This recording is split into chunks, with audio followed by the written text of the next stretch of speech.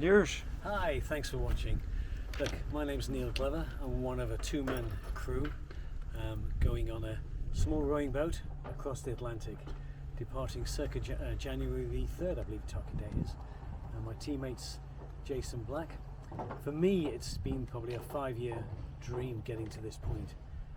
It started when I watched a newsreel of the boats coming into Antigua, and the faces on these I'll call them athletes because they are, was just culpable.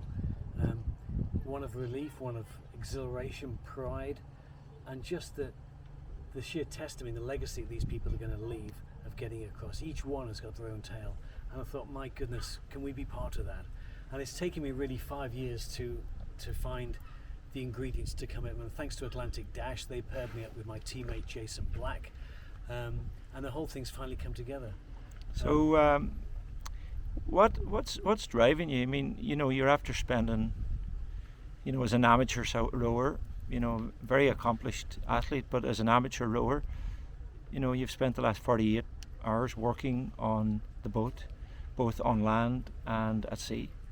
And give me a synopsis for, an individual watching this that has never experienced it like ourselves before. Look, I think Atlantic Dash would tell you anybody can do this event, but you can't underestimate it. It's tough. It's going to be tougher than anyone would believe. I think everybody going on this journey across the Atlantic has got their own tale to tell, but I'm under no illusion how tough it's going to be.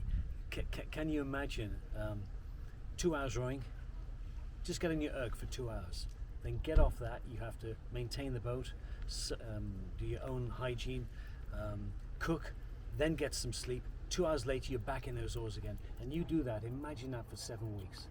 It's tough. It's tough. Mentally, I think it will bring any man and woman to the knees. You've got to be really prepared for it, strength and mentally. And a simple thing like we both experienced motion sickness, seasickness, and how debilitating it was.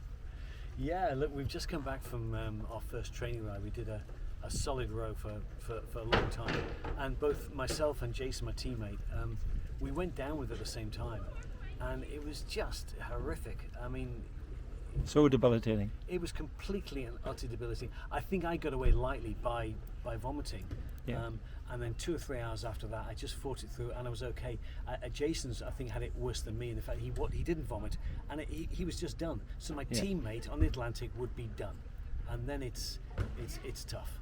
I think. So, for people as well watching, I think both of us admire the fact that our partners support us in what we do, and sometimes, as athletes and as people, participants in an event like this, we selfishly get the credit for taking on the challenge. But rightly so, the people behind the scenes that say, yes, you can do this, and yes, I'll support you, and yes, I'll be here holding the fort while you're off doing what you're doing. Yeah, look, every day we're going to be away is, let's be honest, it's dangerous. But what Jason and I have done, we've taken, first of all, we had a mantra to get on this boat. The first was we were going to be safe. The second one, we're going to finish. And if he did well in the rankings, it was a bonus. But the safety we're taking incredibly serious. When I sold it to my wife, and bless her, Tess, she's put me back together so many times over the years after countless sporting accidents and adventures.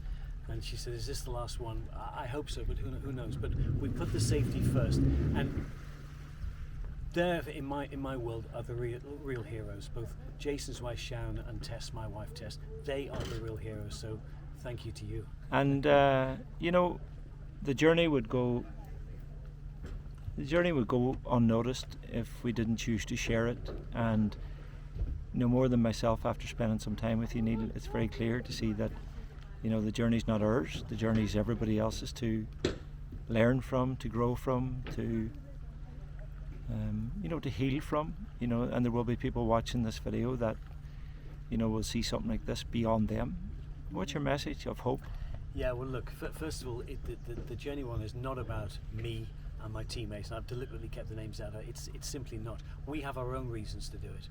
But look, if we can motivate one child in that classroom, be it science, be it engineering, be it what just the human can enjoy. Even the environment. The environment if we can send that message in the environment, just if we can motivate just one school kid, then it's worth it.